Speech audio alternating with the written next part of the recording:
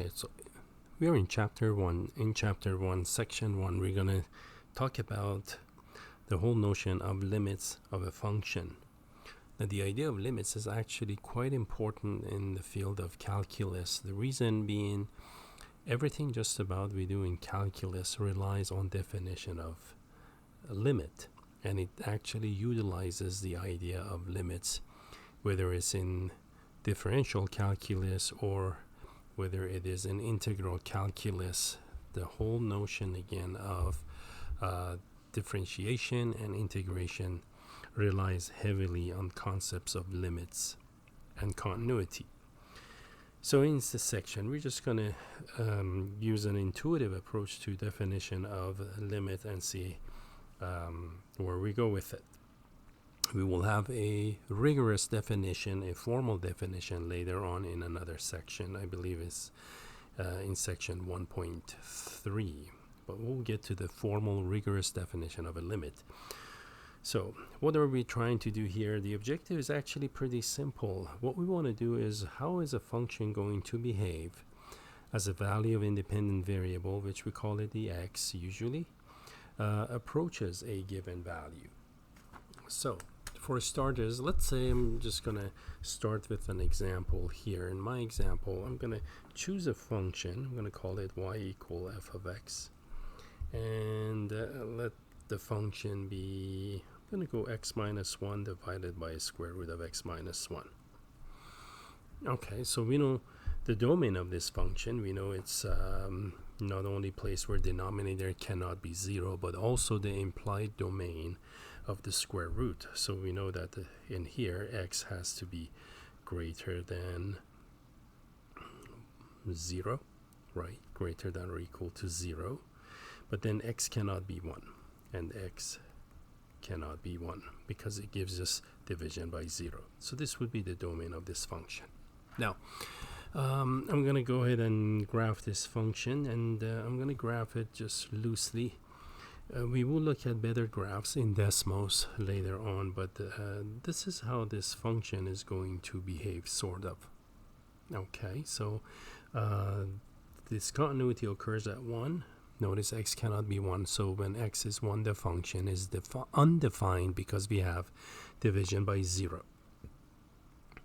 And there you go. This is the value of 2. Now, I'll show you how I got that number in just a few moments.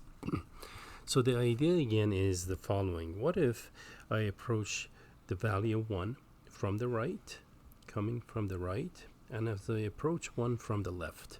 Now, on the graph of the function, coming from the right, you're coming from above, and going to 1 from the left, you're going to approach that point of discontinuity from the left. So you kind of see where these arrows come together near where I have an open circle here. Again, the point of discontinuity. So what I've done is I've actually created a table here. So we're going to call that x, and then here I have, let's say, f of x, the function value. The x values, I'm going to choose it to be 0.99, and just add another 9 to the list. Okay, so what I'm doing is actually I'm approaching 1 from the left. So this is all the numbers that are going towards 1 from the left. And remember, of course, at 1 itself, the function is undefined. Now, plug these numbers into a calculator. Of course, you plug them into the function. And if I did this right, I got these numbers. So I have 1.9995. Then I have 1.99, one more 95. And for the next one, I yet add another 9. Okay, so notice what's happening is that this number is getting very close to 2. And that's why I have 2 up there. Now, if I approach 1 from the right, I went ahead and picked a couple of numbers approaching 1 from the right. So my number, the first one is 1.000 and one more 01. Notice that's very close to 1 from the right, just to the right of it. And the number that I got, it had 5 zeros and a 5. Again, I ran these on the calculator earlier, so you don't have to take up your time going through the detailed computations. And there you go, 2.000. This time I have 4 zeros and a 5. So this time again I am approaching from the right. Okay. And just simply by observation, it looks like the two values that we see here are pretty close to one another, right? These are approximately 2.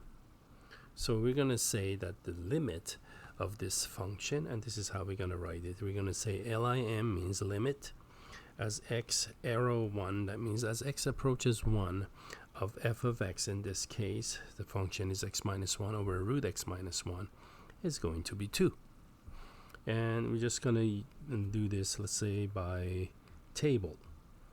Now, of course, we don't want to find limits this way. This is just, again, what we call the intuitive approach. This is like how it would work if I was to plug in numbers. Later on, we're going to learn how to do this using limit laws. But for now, it's a good starting point. And there you have it. Okay, so this is again the idea of limit of a function. As x approaches a fixed value, in my example 1, what does the function approach to? So the function actually approaches the value of 2. Okay, and let's take a look at another example. My next example, in this example, this time I'm going to look at the limit as x approaches 0 of the function. I'm going to look at is sine x over x. Okay, now the answer to this one, we're going to put it on hold. Now, if you were to look at the graph of this function, in the neighborhood of 0, it's going to look sort of like this. And of course, it has that sine effect into it. So again, we can graph these and look at a better image, better graph later on. But there you go. A note, by the way, just like the previous example, the function here, let me write this up here as a note for you. Okay, so what we want to note is this. Note that f at 1 is undefined. So the function is undefined, but the limit exists, which sends the signal. It gives us the idea, well, maybe the value of the limit and the value of the function need not be the same at that point. Here's another example where that is definitely true. So if you plug in again 0 by direct substitution in the function, you're going to get sine of 0 is 0 over 0, and this is what we call an indeterminate form. Indeterminate form of limit. Okay, 0 over 0. Now, remember, division by 0 is undefined, but when you have 0 over 0, that is called indeterminate. There's a different reason for 0 over 0 is undefined. The reason is called indeterminate. Let me just do this one little quick thing here for you on the side. So I'm going to go sidebar, and then I'm going to make my 0 this one like that. Let's say we want to know what that equal to. Well, we know, for example, 0 divided by 5 is 0, right? 0 divided by any non-zero number is 0. And why is that true? Is because if you take the denominator multiplied by the answer, which is this 0, you get 0 equals 0, and that works. Well, if you look up here, let's say 0 divided by 0, I want to know what the answer is. So drawing based on what I have down here, I can say whatever denominator is, that's a funny looking 0, times the question mark should be 0. Well, 0 times any number is 0, right? So my question mark could be pi, could be root 2, it could be anything, right? It could be -7. So I do not have a single number here that works, right? All numbers work. So I cannot uniquely determine the division by 0. That's why it is called indeterminate, means it cannot be determined. Okay, so I just want to clarify again. Both cases, if I have a number 7 by 0, we call that undefined. But to call 0 over 0 undefined, which some people do, it's really different reason why it's undefined, for totally different reason. Up here, because I cannot find a number that I multiply by 0 and I get 7. So for that reason, it is undefined. But the reason 0 over 0 is not defined is because of what I mentioned here, because you can find infinitely many values that work. Okay, so I just want to point that out. So let's do, I'm going to go ahead and remove all of these. You have them on my video lecture. You can rewind and watch them and make a note in your notebook if you like to. But I'm going to go ahead and erase them to keep things at calculus level. Okay, so anyhow, the 0 over 0 is indeterminate. So one thing from right off the bat, folks, remember, when we work with limits, 0 over 0 does not equal 0 necessarily. And let me show you, in terms of limits, 0 over 0 could approach 0. 0 over 0 could approach 1000. 0 over 0 could approach -2. Funny looking 2. 0 over 0 could be 17,000. So we are not saying that 0 over 0 is a number, but we're talking more about the behavior of the function, and that the value approaches means it gets very close to these numbers I have. And sometimes 0 over 0 will be undefined for us. Okay, so we just need to investigate these, and that's why it gets a little tricky with limits, as far as how do you know whether it's the value of the limit is what it is. So, but we'll learn how to do these things. So let's do what I did just up here. Okay, so what am I going to do? I'm going to make a table of numbers of values, and I'm going to go x, let's say x, and I'm going to go in radians here. Okay, this time I'm going to make my table go in a horizontal direction, and this is going to be my function f of x. Remember, f of x is sine x over x. So x, I'm going to give it plus minus 1. These are in radians, right? So you got to be careful when you try to do this on your calculators if you're trying to follow what I'm doing and trying to get the numbers I'm getting. So there you go. Those are the numbers that I have. So what I'm doing is I'm actually now plugging them into my calculators.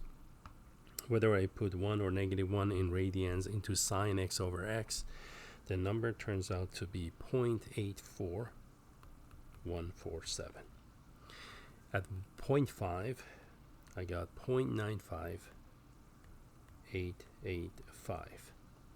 Okay, and plus minus 0.1, the number turned out to be 0.99833. And finally, for the last number, I got 0.99998. Okay, and let me tidy up these things. No worries, I can always adjust my values here. So this was at plus or minus 0.5, and this was at plus minus 0.1, and the last one was when I plugged in plus minus 0.01. Now they look centered and they don't run together as much. And there you have it. So notice how as we approach 0, notice above in this direction, the numbers are approaching 0 from both sides, of course, because I have plus minus. So coming from the right, I'm approaching 1. Coming from the left, I'm approaching, 0. The function, which is what this is, the function is approaching 1, and this height is at 1, as I approach this function from the right and then from the left. Okay, and this is what this suggests. So both of these are going in that direction. Okay. Now we'll do a formal proof of this later on, but for now we have an answer. There you go. The answer is going to be 1, and that's the value of the limit again. And I want to emphasize, folks, the function, here's another example where the function at 1, there you go. This is called that L equal 1. The limit is 1. The function at 0 does not exist. Let me just put f at 0 is undefined. Okay, but yet the limit does, and we're going to say the limit is equal to 1, the value of the function. Again, equals 1 means approaches 1. We take it to be equal 1. Now, what about something like this? Let's take a look at another example. How about, let's try sine pi over x.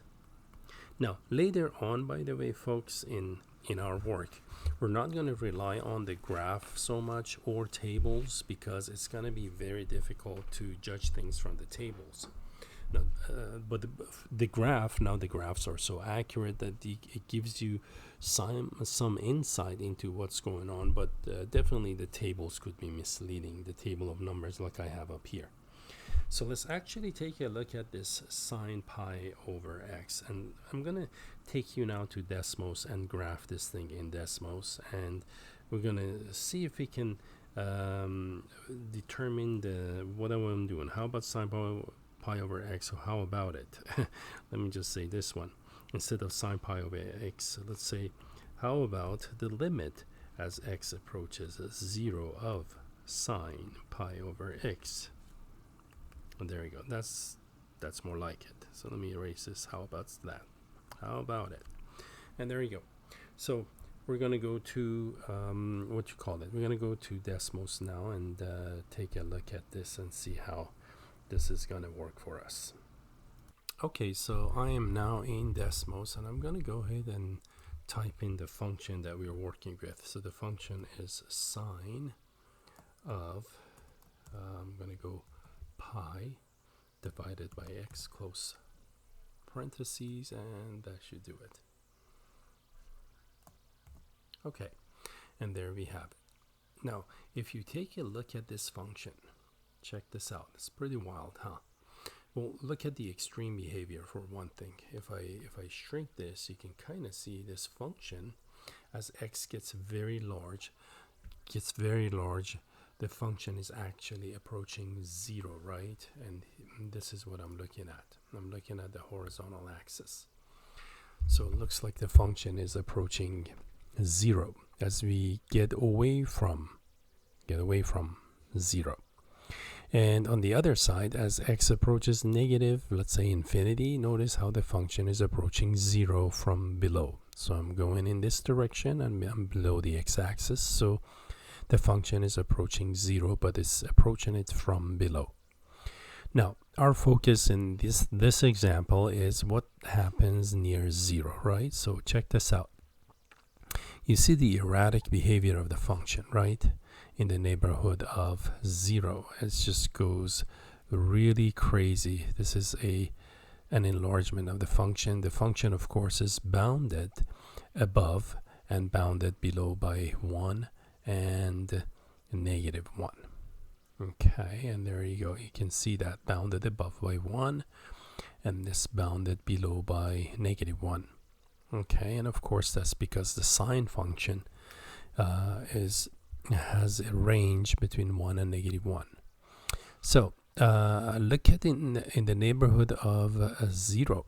So I'm going to bring this down and check this out. You see how it really goes crazy when it gets near 0. So we cannot really uniquely determine the value of this limit. It in this case, it truly does not exist, right? The limit does not exist.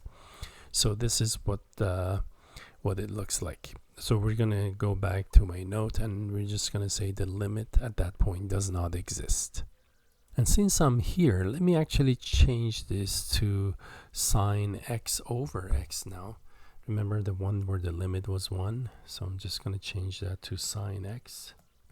And I'm going to divide it by x. And we are in the neighborhood of 0. So for one thing interesting, if you look at Desmos, so this is the graph of this function. Now our interest is in the neighborhood of 0, right? So I'm just going to enlarge this. And this is what we're looking at. Now in Desmos, it looks like the function is continuous, right? But when I do that, see, that's at 0. The function is undefined. It's hard to see, but there is actually no pixel there. Notice to the left of it, I have this moving dot. So there is a dot, and then once I get to 0, it turns into an open circle, and there you go. That's what I had on my graph. So the function does not exist, but the limit does. Now, as we approach 0 from the right, so that means we're coming from the right side. I'm coming, let's say, on the x-axis from 1 and then 7, 0.6, 0.5, 0.4, 0.3, and so on. I'm coming from the right.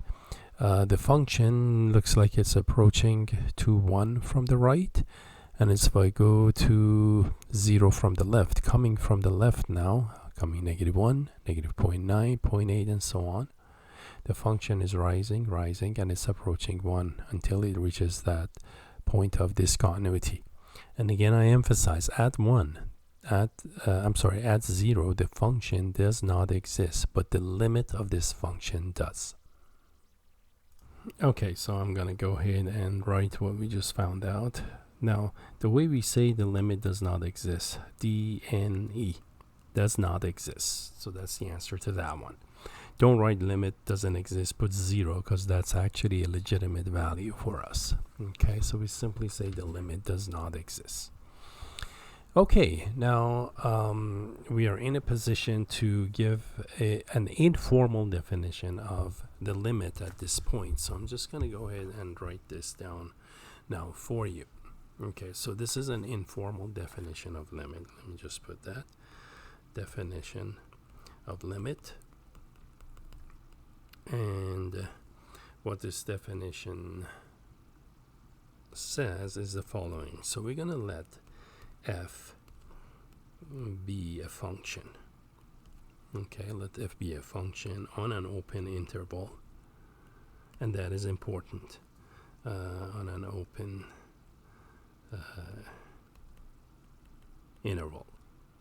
Okay, and the interval must contain our number containing a. What number am I talking about? That's the number that x approaches. Okay, except possibly at a. Remember, at a the function need not be defined at a.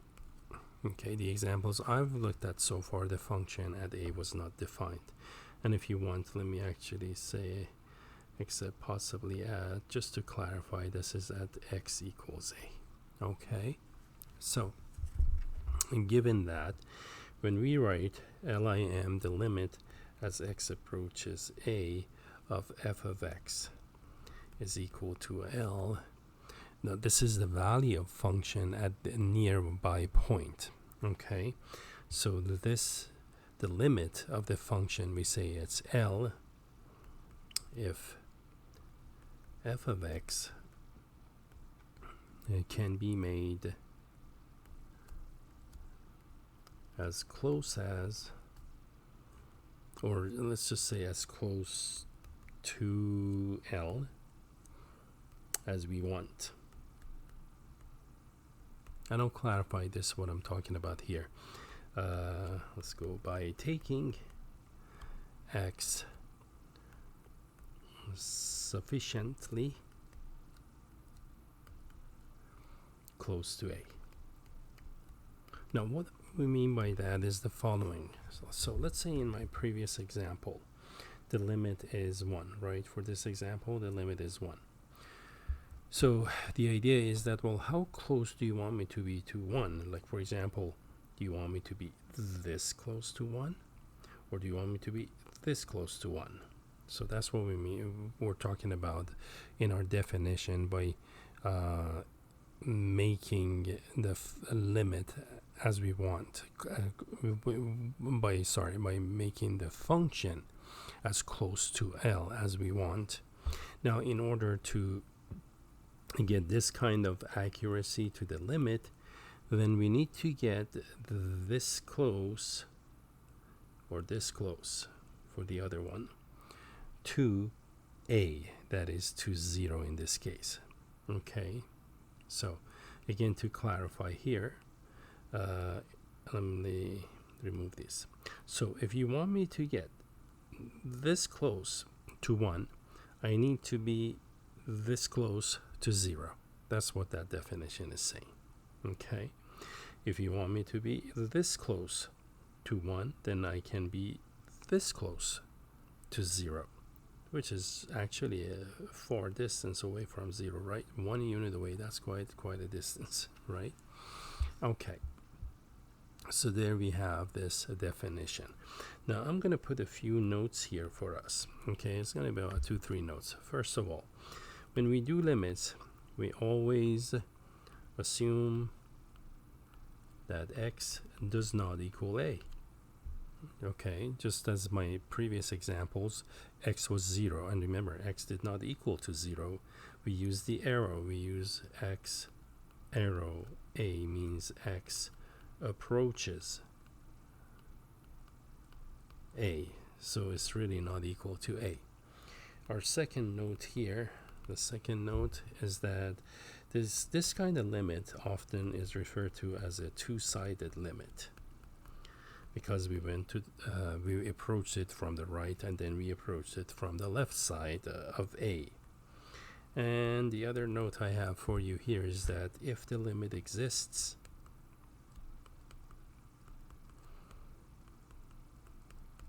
it is unique. Sorry, I skipped a word here. If it exists, it is unique. That means there's only one limit. So a function cannot have two different limits. Okay. So that's noteworthy about limits. Okay. So, which brings us to our next topic. What about one-sided limits? Could we have one-sided limits? And then the answer is yes, we could.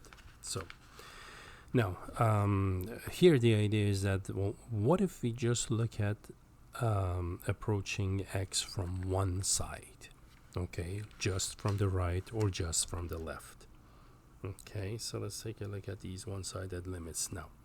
I'm going to illustrate it with an example. So let's say in this example I have f of x is absolute value of x over x.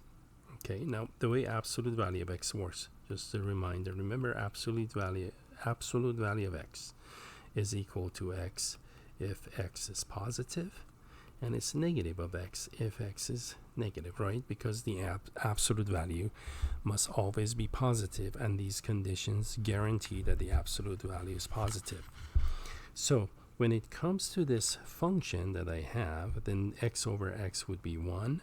You expect it to be a positive 1 if x is positive, and you expect it to be negative 1 if x is negative.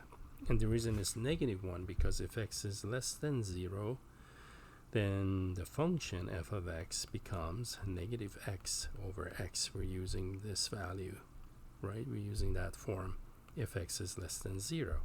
And negative x over x is negative 1. So it's for that reason we have this negative 1. Okay.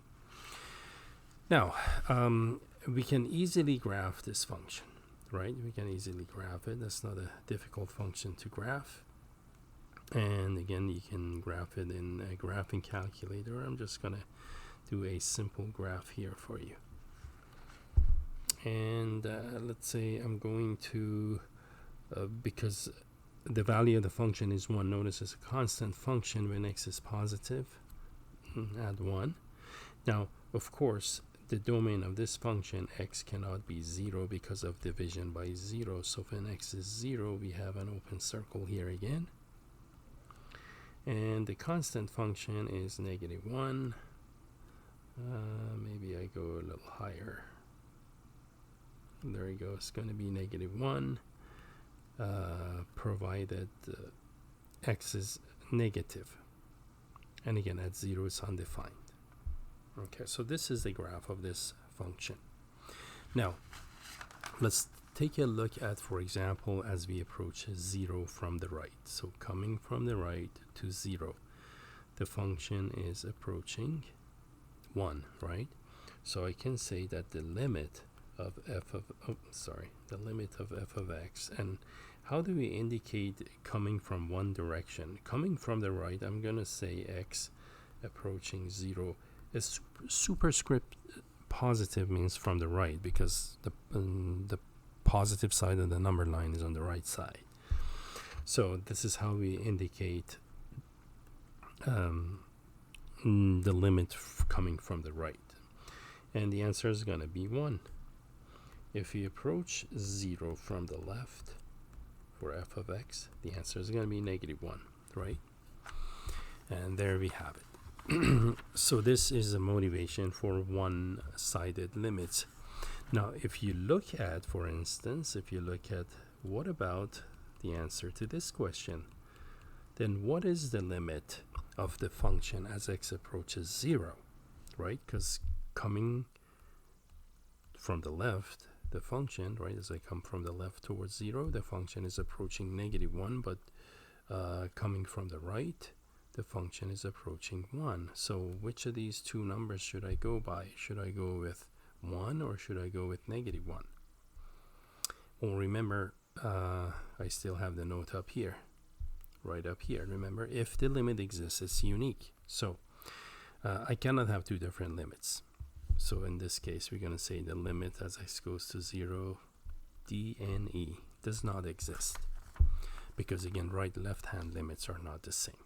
Okay, so now we can actually define what we mean by the right-hand limit. So when we talk about the right-hand limit of a function, right, and here I'm going to say, assuming x is greater than a, the number that we want to approach, it has to be greater than a so it can approach it from the right. Okay, so for example, let's say a is 5, right, and x has to be 5 to whatever. So on the graph, let's say this is 5, this is x. So x must be bigger than, because see, I have to come from the right. This is my x, so x has to be bigger than 5. That's what this is.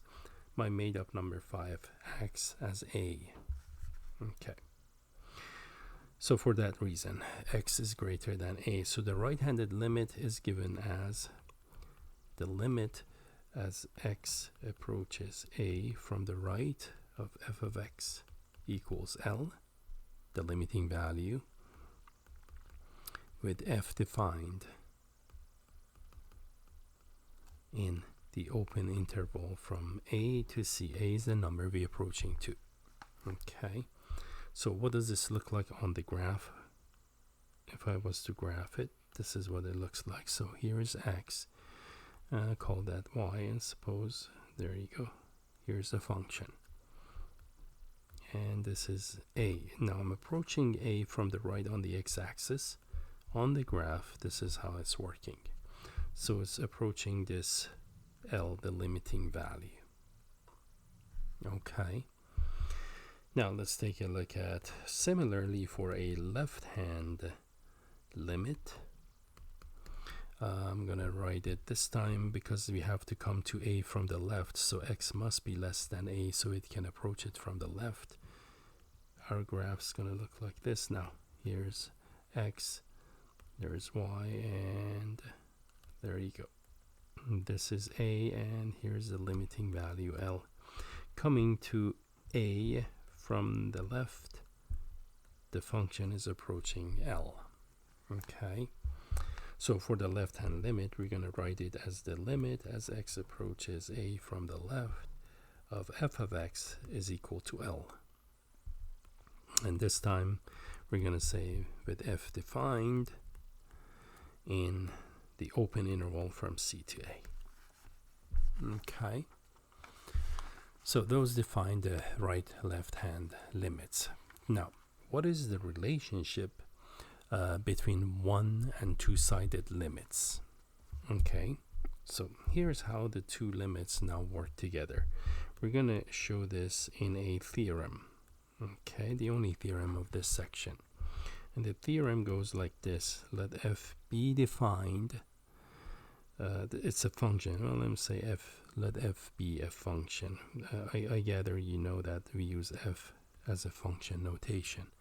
Let f be a function that is defined on an open interval. On an open interval containing a. Okay, except possibly at x equals a. Okay, so here's what we can now write. We can say that the limit as x approaches a of the function f of x equals L, the limit of the function. Notice that's the two-sided limit. If and only if the limit as x approaches a from the right of the function f of x is equal to L, and that would equal to the limit of f of x as x approaches a from the right. So what this theorem in a nutshell tells us is this, is that in order for the limit of the function to exist, the right and left hand limits must be equal. Now the theorem is in the form of if and only if. That means if we were to prove this, we have to prove it that assuming the limit of the function f of x is L, then we can prove the other side of that. That means we can prove this part. So we start in this direction. That's one part, half of the proof. The other proof, we have to start with the premise that, well, suppose the limit of f of x as x goes to a from the left and from the right is equal, then we go in that direction and arrive at our destination here. But we're not proving this theorem, so be it as it may. So keep in mind, in order for the limit of a function at a point to exist, the right left hand limits must be equal. Okay. Now let's take a look at an example here again. So in this example, I made up a simple example. Suppose f of x is now square root of x minus 2. Okay, now we know the domain of this function is going to be what, from 2 to infinity, correct? Because less than 2, the function becomes imaginary function, a complex function. Okay, and the graph of the square root x minus 2 is going to be square root of x that is shifted to the right 2 units. So there you go. This is going to be the graph. Okay, now let's find these limits. First, I want to find the limit, and I want to approach 2 from the right, okay, of f of x. We want to know what that is. So coming from the right, it looks like the function is approaching what? Here, 0. So that's going to be 0. And then for the other part of this, in part B, let's say we want to find the limit. Want to find the limit as x. What about x approaching 2 from the left of f of x now? Coming from the left, so I'm coming from here, right? From the left. Notice there is no function, right? The function does not even exist because we said x must be at least 2. So I do not have an open interval containing 2 actually, right? I have a closed interval containing 2. And that closed interval is the one that we have listed it up here, right in here. That's the closed interval, but we don't have an open interval containing 2. So because the function does not exist at all, neither does the limit. There's got to be a function for it, like you got to have something drawn so we can find this limit. No, we don't have one. So let's say, what if I want to actually find the limit of the function as now x approaches 2? That is a two-sided limit. Remember, for two-sided limits, the right left hand limits must be equal. In this case, they're not. The right hand is 0, left hand does not exist. So that means the limit does not exist. Notice in this case, f at 2 is 0, right? The function exists. F exists. However, its limit does not. Okay? And again, f isn't defined on an open interval containing 2 for this example. Okay, now that's probably it for this section as far as the lecture goes. Next, I would like to look at some of these exercises from your book. Okay, so I'm going to bring up the page of your book, and we're going to look at these exercises together. Okay, so I'm in the exercises for the section. We're in section 1.1, and I'm just taking a look at these exercises at random as we go through. Please remember, you do have the homework sheet of paper, not the paper, but you have the homework document, I should say. I still think I'm in the classroom, but you have the homework document that is in our homepage in Canvas, so you can refer to those. But I'm just randomly going to look at these, and we're going to work them together. So let's take a look at, for instance, this one. Exercise number 2. In exercise number 2, the question, use the graph of the function f to find each limit. Okay, so notice we want to find the limit. So in number 2, here, the limit as x approaches 2. So as x approaches 2. So here we have this function, right? It looks like kind of a piecewise function. Of course, it's the same thing we had, is the absolute value of x over x, right? It's the one that's shifted to the right. So it's like absolute value of x minus 2 over x minus 2. That's probably the function. So anyway, now notice in here, by the way, what the author has done is that there is a point here. So at 2, you can kind of see, let me go over here, see that? At 2, the function is actually defined. The function is defined, and the value of the function is 1. So it's neither 2 up here nor negative 1. The value of the function at 2 is 1. So let's answer the question. In part A, what is the limit as x goes to 2 from the left? Now we're approaching 2 from the left, right? So on the graph, I'm going in this direction, and that's coming to 2 from the left. So that means I have to look at where the function exists. The function exists up here, right? And approaching 2 from the left, it looks like I'm approaching the value of the function is 2, right? We're looking at the y-axis. So the answer is 2 in part A. The answer is going to be 2. And let's take a look at the limit of the function as x approaches 2 from the right. Now coming to 2 from the right, we have to come from here, right?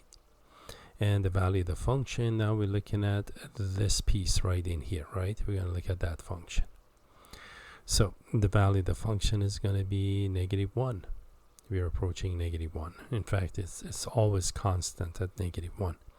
So the answer to part A was 2. The answer to part B is negative 1. Now, what is the limit at x equal to 2? Remember, right left-hand limits must equal. And here we do not have, we have 2 different points. So which one is going to be? Neither. So the limit does not exist. Okay. So that's how that one is. Now let's move on to the next page. And going to the next page, let's take a look at some of these. Let's take a look at the one number 8. In number 8, use the graph of the function f to determine, there now you can see better, whether each statement is true or false, and explain. Okay, so let's see, the statements must be up here. In part A, and we're up here, okay? So in part A, the limit as x goes to negative 3 from the left is 1. As x approaches negative 3 from the left, the limit is 1. What do you think? Now remember, the function, there is no function here, right? The function does not exist. So this would be false, right? Because there is no function value to the left of that, right? So that limit is, that answer is false. In part B, the limit as x goes to 0 of f of x is equal to f at 0. Well, let's see, limit as x goes to 0 is equal to the function at 0. Let's see, f at 0 is 3, right? F at 0 is 3. Now the right hand limit as x approaches 0, right? That means we're coming to 0 from this direction and from the left. As we go on the function, it looks like that is a true statement. We are approaching 3 from both directions. So that is a true statement. The limit of the function at 0 is equal to the value of the function at 0. In both cases, that would be equal to 3. In part C, the limit as x approaches 2 from the left is 2. They're approaching 2 from the left, right? Approaching 2 from the left. The limit, remember, for the limit, you have to be on the function. And that is true. We're approaching 2. But note the value of the function at 2 is 1 actually. And they're not the same. But that is a true statement. C is true. In part D, the limit as x approaches 2 from the right is 3. Approaching 2 from the right. Now we're just going to move towards 2 from the right. And the limit is 2, not 3. Right? When we approach 2 from the right. There. So that is false. In part E, the limit of f of x as x approaches 3 does not exist. Now, let's take a look at what's going on at 3. So here's 3. And let's see, we approach 3 from the right, approach 3 from the left. The function is approaching a limiting value. So it does exist. The limit at 3 does exist, and it happens to equal to the value of the function at 3. So this is doesn't exist. That's false. And finally, in part F, the limit as x goes to 5 from the left is 3. X approaching 5 from the left. The limit is 3. And let's see. That I'm not sure. Let's see that. Definitely it's not, because I know my pen is kind of thick. Let me actually pause and choose a pen perhaps that's not as thick. Okay, well, sorry, I don't have control over the thickness of the pen or the font. So anyways, let's do that last part again. X goes to 5 from the left is 3, and here's 5. If I go up, it crosses here. Now remember, 3 is this value. Right up here is 3, and that's 5. We definitely are not 3. So this is false. The limit as x goes to 5 is 3. That is incorrect. Now these other exercises that you're looking at, for these, you have to use your calculator. So you just plug in the numbers. Like for example, for this one, you put -0.1 here, -0.1 here, -0.1 here, and evaluate it. Write that number down. Write, and see whether the answer there is an answer or not. So you're approaching 0. So notice here, he's approaching 0. We are approaching 0 from the right, and in here we are approaching 0 from the left. So from the left is coming in this direction, and from the right we're going in that direction, and we're the right in here. This is where 0 is going to be. So hopefully the number that sits here, you're going to have number. These numbers are going to be very close. If they are different, way different, then you say the limit does not exist. And sometimes the key is that whether it's positive or negative. That's how it turns out sometimes. Okay, let's go on to the next page. Now on this next page, here's a classical one. This one actually, right in here, x sine 1 over x. In number 30, it says use the figure and construct a table of values to guess. Notice it says to guess at limit as x goes to 0 from the left and limit x goes to 0 from the right. And find limit at x equal to 0. Okay, so when you actually work this one, you're going to find that the limit actually for this one does exist. It comes, the limit is 0. And we'll see a proof of this, in fact, this exercise later on. But But for now, remember, everything we do is by inspection at this point. So to do number 30, you literally do what he says he's asking you to do. You have to construct a table. But just the way it looks like the limit as x goes to 0 from the left approaches 0, and so does from the right.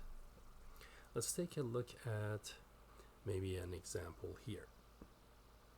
Okay, so we're going to take a look at exercise. Let me try exercise number 22. Okay, so let's see what this is asking for. Maybe I just copy and paste this exercise into our note. So let me do that so we have it for our reference. Okay, so in this exercise number 22, the question reads, sketch the graph of the function f, and in part A, evaluate the limit as x goes to a from the left, in part B, a from the right, in part C, the two-sided limit at x equals a. Okay, now a in this exercise is 1. And what we have in number 22 is what we call a piecewise function. Notice I have 1, 2, 3 pieces, and hence the piecewise function. So I'm going to go ahead and graph this function now. Okay, so let's go ahead and graph the piecewise function first, and then we answer the limit questions in this exercise. First of all, the easiest piece is the middle piece, right? When f of x is equal to 4, that's if x is equal to 1. So we have a single point, right? When x is 1, the function value is 4. So I'm going to go ahead and do that one first, right in here. That's my 1 point. Actually, sorry, because when x is 1, right in here. When x is 1, the value of the function is 4. So I'm going to go ahead and put a dot here. Now, for x greater than 1, that means to the right of 1, the function behaves like a parabola does, right? This is what we're looking at. Now, just something on the side that you see, if you recall the graph of x squared, that's your basic parabola, right? This is what the x squared looks like. Remember, we don't want to really rely too much on graphing calculators and Desmos, because in your future courses, most likely, they expect you to know these, and especially when you move into face-to-face situation, coming from an online environment, it's going to be very difficult for you to transition to doing this without a software or without a graphing calculator. So let's practice doing this without using Desmos or graphing calculators. I use Desmos if I want something to look really nice, maybe later on, but most of these graphs I'll do them by hand, even if they don't look as professional or as clear as what Desmos or your graphing calculators may display. So here's a graph of x squared. Now x squared plus 1 will be shifted, a vertical shift of the parabola above. So this is going to be the graph of x squared plus 1, right? And this graph is only good for values of x above 1. So here's what I'm going to do. And I'm going to be erasing portion of this graph later. Okay, so remember, when x is 0, I start at 1. So this is the starting point of the parabola. And then, for example, when x is 1, the value of the function is 1 squared plus 1 is 2, right? In other words, I'm thinking f at 1 is equal to 1 squared plus 1, which is 2. And I know it cannot be 1. Right, I know that this is greater than 1, right in here. See that? It says it cannot be 1, has to be bigger than 1. But I'll do that anyway. Okay, and then I'll adjust for it. So f at 1 is 2, so that means I'm right in here. Now by symmetry, I get the other point is here. And just to plot another point, when x is 2, we get 5. When x is 2, y is up at 5. So I'm kind of up here. Okay, so this is going to be the graph of this parabola. Of course, remember the other side of the parabola goes like this, right? It kind of goes like that, true? Now, but we don't need this whole parabola, do we? The reason we don't is because, again, this is only good for positive values greater than 1. So we literally need to erase this portion And we need to erase everything to the left of 1, that is x1. Okay, so this little piece in here, this one right in here, we don't need that piece. So I'm going to go ahead and erase that piece, but now you see why I'm going to end up with the graph that I'm about to. So the only acceptable portion of this parabola is going to be this portion, right? That's all we're going to keep. That's all we're going to maintain. So I'm going to erase this part of it. And there you have it. See, it looks nice, huh? And of course the arrow up, because this is going indefinitely greater than 1, means 1 to infinity. So hopefully this help you see how I did this. Now let's do the first one. We're looking at now f of x, negative 2x plus 4. This one again is easy to graph, right? The graph of this one is going to be a line. The y-intercept is 4, the slope's negative 2, down 2 over 1. So this is kind of what the line looks like, right? A rough sketch of that line is going to look like this. When x is 0, y is at 4. So when x is 0, y is up at 4, right here. When x is 1, negative 2 times 1, negative 2 plus 4 is 2. So I'm doing f at 1 is 2. And actually, notice the 2 here, again, is not included because we have less than 1, right? X cannot be 1, but I actually let it be 1 so I can complete my line. So I'm going to go ahead and draw this line, okay? And as I graph the line, it's going to look like this, right? That's what the line's going to look like. But then again, we don't need the part that touches 1 and goes beyond 1, because we're supposed to stay less than 1, right? Negative values. Alright, so let me again tidy up this thing. And so all said and done, in other words, we just need the part or the portion of the line that is below 1. So that means this part of the line is all that I need, right? And this part we don't need. And keep in mind again, at 1 there is a hole here, right? At 1 there is a hole here. The value of function at 1 is 4. It's actually this number, right? That's 4. So this will complete just the graph of this function. And let me put the arrow here. So that's how you graph this. Now we can answer the limit questions. In part A, the question reads, find the limit as x approaches now 1 from the left. The limit as x approaches 1 from the left of this f of x. If you want, feel free to write that would be the same as finding the limit as x approaches 1 from the left of the line. That's negative 2x plus 4, right? That's what that is. Now from the graph, because it says sketch the graph and evaluate it. So from the graph, we're going to approach 1 from the left. So I'm coming from the left, right? And the value of the function, we're approaching 2, aren't we? That's going to be 2. Okay. And notice again, the value of the function at 1 is not 2. The value of the function at 1 is 4. Okay, but the limit, so it's okay, by the way, for the limit and the value of the function at that point to be different. Okay, what we said cannot happen is the right left hand limits cannot be different, but the limit of a function and the value of the function at a point may be totally different, as is the case here. Let's do part B. In part B, we want to find the limit as x goes to 1 from the right. Part B, the limit as x goes to 1 from the right. Now, coming from the right means we're looking at the parabola, right? So feel free to write x squared plus 1.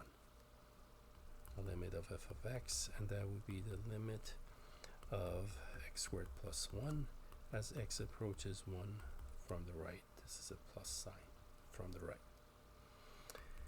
Now going on the graph again, this time we're coming from the right.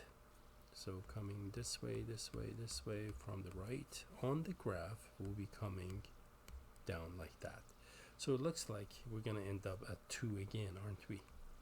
There you go. And you kind of know where this is going now, right? In part C, we want to find now the limit as x approaches 1 of f of x. The limit of x approaching 1 of f of x now is going to be 2. Because the right left hand limits are the same, the limit does exist, and the value of the limit is 2. And that marks number 22. So I think you're good. We've done enough exercises in this section. I don't want to wear you out too much for one section. If you do 1 hour lecture per section, we're doing good. That means we're getting a lot of information across, and we're doing a lot of exercises. So please focus on the things that I've done, and in general what I do, and similar kind of problems you would expect to see on like exams, and that's primarily what I look at, is the examples I've done in class or I've done for the course. So with this, we are done with our first lecture. I think everything went well, and I have a feeling that most of you are doing well and followed what I've done. I'm checking out for accuracies in my handwriting. I'm hoping you can read my handwriting. But anyhow, we're done with section 1.1, folks. So we're going to call this a wrap. And our next section is section 1.2. In section 1.2, we're going to look at a precise definition of a limit. Okay, a precise definition. This was intuitive. What do you call intuitive? So we found limits using tables and graphs. That's all. So in section 1.2, we formally define what we mean by limit of a function. Well, before I go, a couple of things that we will clarify in the next section that we loosely spoke about were these. Okay, the whole idea of making f of x as close to L as we want by taking x sufficiently close to A. Well, how close is close, and what do we mean by sufficiently close to A? How sufficient is it? So those are the things that we didn't define, and we will actually be more specific in regards to those two ideas in the next section when we actually look at a precise definition. So there we have it, and we are done with this section.